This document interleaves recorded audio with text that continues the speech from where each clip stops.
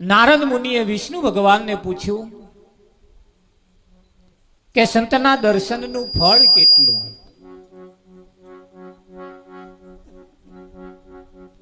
સંતના દર્શન કરવાથી શું થાય?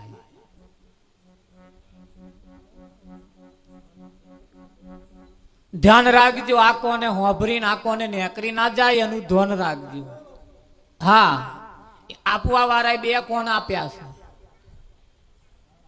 આપવા વાળાએ બે કોણ આપ્યા છે અને બે કોણ જે આપ્યા છે એ બે હરખું હોભરે, આઘું પાછું પાછું ના હોભરે. બે આંખો આપી છે એને પણ એ હરખું જ જોવે, આઘું પાછું ઊંચા નીચી ના જોવે. કેટલી બધી એની ગોઠવણ છે કે નહીં?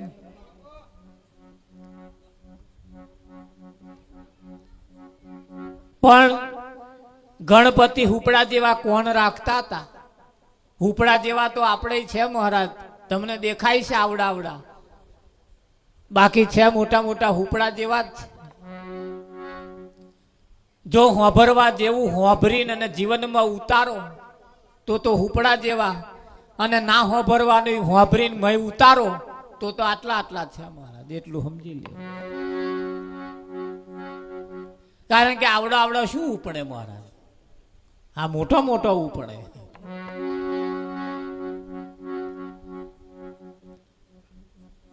નારદજીએ વિષ્ણુ ભગવાનને પૂછ્યું, સંતના દર્શનથી શું થાય? સંતના સત્સંગ સાંભળવાથી શું થાય?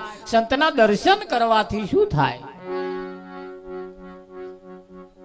વિષ્ણુ ભગવાને કહ્યું કે હું તમને નારદ કહીશ તો તમને સમજાશે નહીં, પણ તમે મૃત્યુલોકની અંદર જાઓ અને મૃત્યુલોકની અંદર ગયા પછી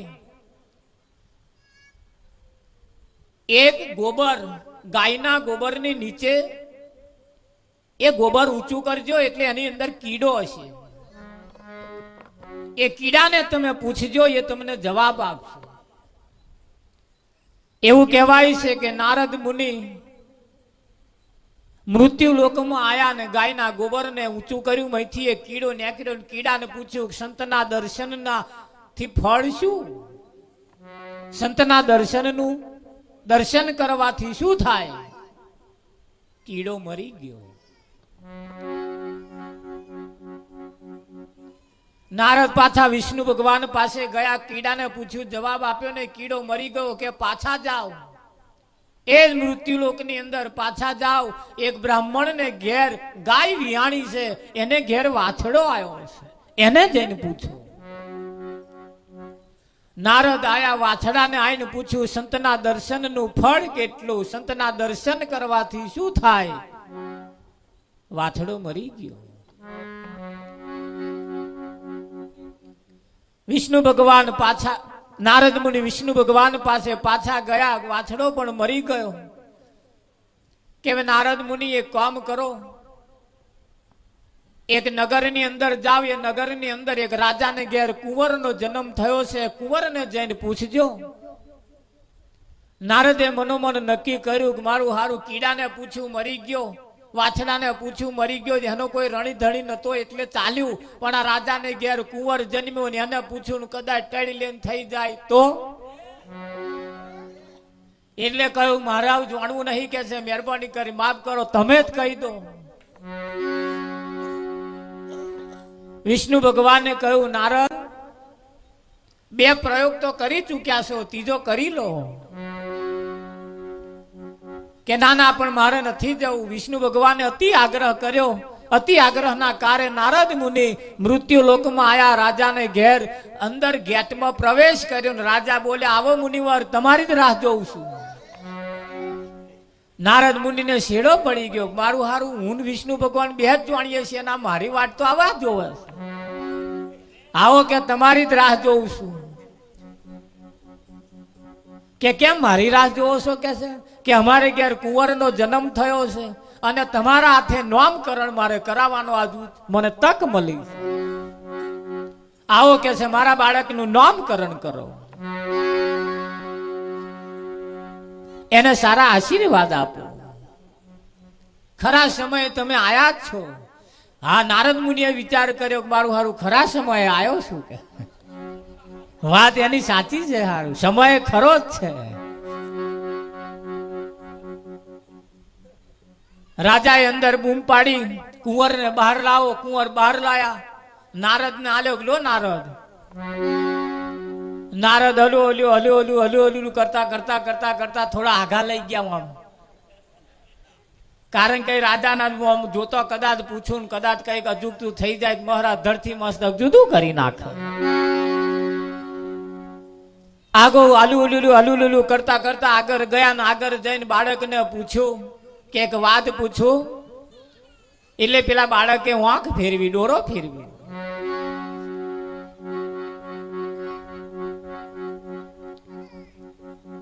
નારદે વરેને પૂછવાની કોશિશ કરી.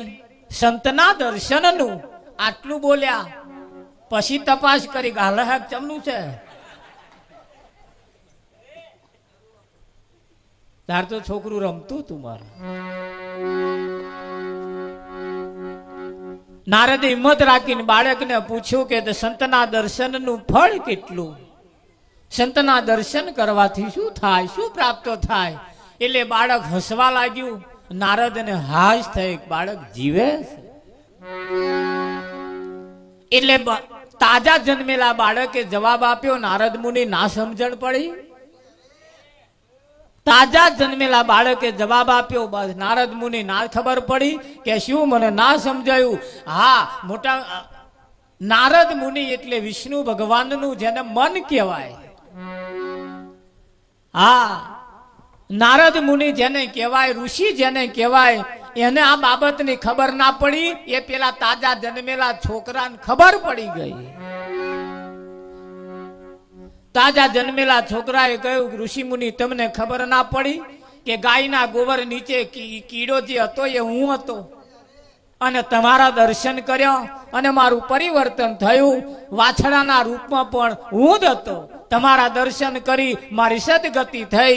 સદગતિ થયા પછી આ તમારા દર્શનનું આ ફળ છે. તમારા દર્શન કરવાથી હું એક દાડ કીડો હતો, કીડામાંથી પશુ થયો, પશુમાંથી આજ મનુષ્ય થયો છું. નારદ વિચારમાં પડી ગયા, સાલું મારા દર્શનથી આટલું બધું થાય છે. એક ઋષિના દર્શન કરવાથી આટલું મોટું ફળ પ્રાપ્ત થાય છે. 5 હે પણ પત્તા નહીં. શક્તિ તમારી પાસે પડી છે પણ એનો પત્તો નહીં. એના ઉપર પડદો, એના ઉપર માયાનું આવરણ આવી ગયું છે. અને આ માયાનું જે આવરણ આવ્યું છે એ હટાવવા માટે આવા માન પુરુષો રાત દાડો કોશિશ કરે છે. આના માન પુરુષો જ્યાં સુધી બેઠા હોય ને ત્યાં સુધી માયા નહીં આવવું વહમું છે. એમને એટલે બોલાવાના કે એ જેટલો સમય રહે ને એટલો સમય માયા છેટી રહેશે. કેમ કે માયા અહીંયા આગળ આવતી નથી, માયા અહીંયા સ્પર્શ કરતી નથી. અને માયાએ જો સ્પર્શ કર્યા હોત ને, એ માયા જો સ્પર્શ કરી ગઈ હોત ને તો આજ બાપુ અહીં ના બેઠા હોત. હે તો અહીં કંઈક ના રવાડે ચડી ગયા હોત. પણ માયા થાકી ગઈ અહીં વાંટા મારી મારી.